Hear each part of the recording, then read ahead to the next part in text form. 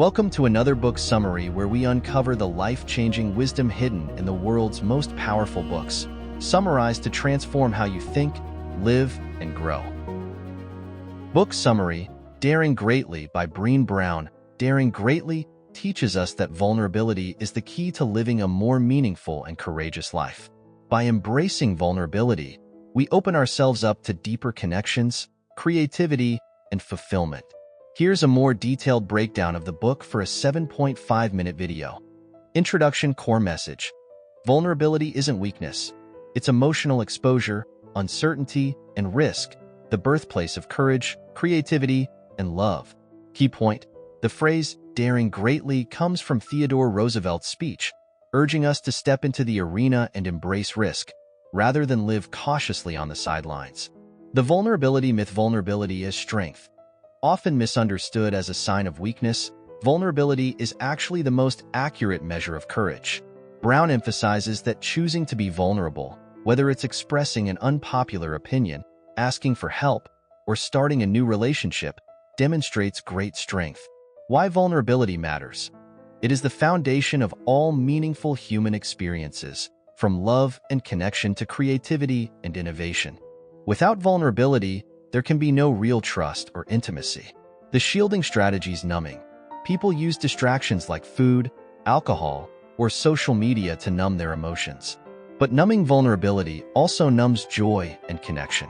To fully experience life, we must allow ourselves to feel discomfort. Perfectionism.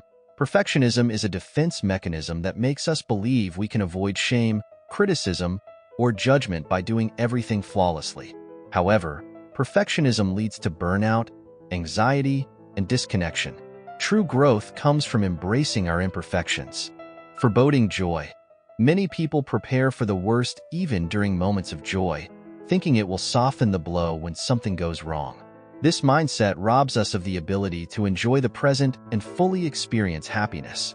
Vulnerability means allowing ourselves to feel joy without fear. Building shame. Resilience. Understanding shame. Shame is the intensely painful feeling that we are flawed and, therefore, unworthy of love or belonging. It thrives in secrecy, silence, and judgment. Steps to overcome shame. Recognize shame triggers. Notice when and why you feel ashamed. This helps you see shame for what it is and reduces its control over you. Reality check. Your thoughts. Shame often comes from harsh, exaggerated self-criticism. Ask yourself if the expectations you're holding yourself to are realistic. Reach out for support.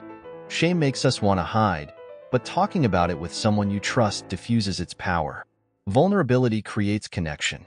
Speak your shame. Acknowledge it out loud. By doing so, you diminish its control and allow others to offer empathy and support. Wholehearted living. Defining wholeheartedness. Wholehearted people embrace vulnerability and imperfection, believing they are worthy of love and belonging. They live with a deep sense of courage, compassion, and connection. Living wholeheartedly. This involves making choices to cultivate courage, kindness, and empathy in our lives. Wholehearted people practice gratitude, let go of comparisons, and engage with the world from a place of worthiness. Compassion and empathy. Vulnerability fosters compassion and empathy for others. By accepting our own vulnerabilities, we are able to connect with others on a deeper, more authentic level. Vulnerability in leadership and parenting. Leadership. Vulnerability is essential for effective leadership. Leaders who admit they don't have all the answers, who are willing to listen and share power, create trust within their teams. Brown argues that leaders must take emotional risks to inspire creativity, innovation, and engagement. Example: sharing personal failures or struggles as a leader encourages a culture of openness and resilience.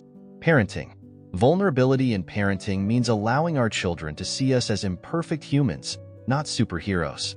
By doing so, we model resilience and self-compassion, teaching them that it's okay to be vulnerable, make mistakes, and try again. Key message: children who are raised with vulnerability learn that they are enough just as they are.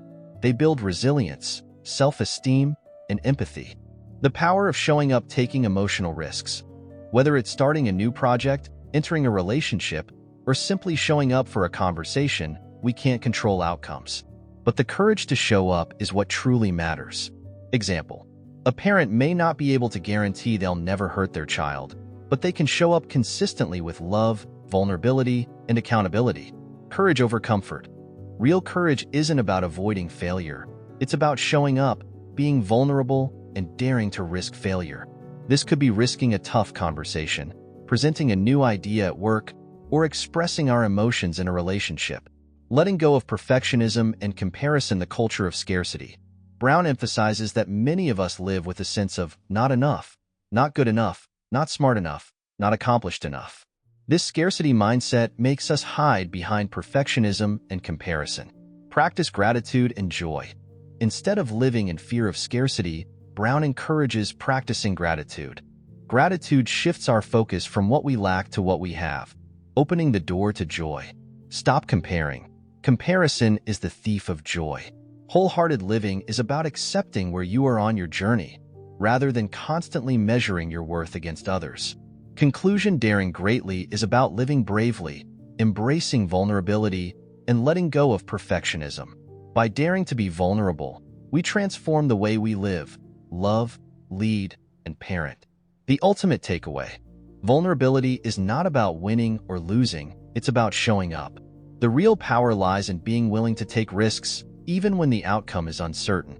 By embracing vulnerability, we cultivate deeper connections, more authentic relationships, and a richer, more fulfilling life. Final action steps for life change. Embrace vulnerability. Start small by sharing a thought or feeling with someone you trust. Build shame resilience.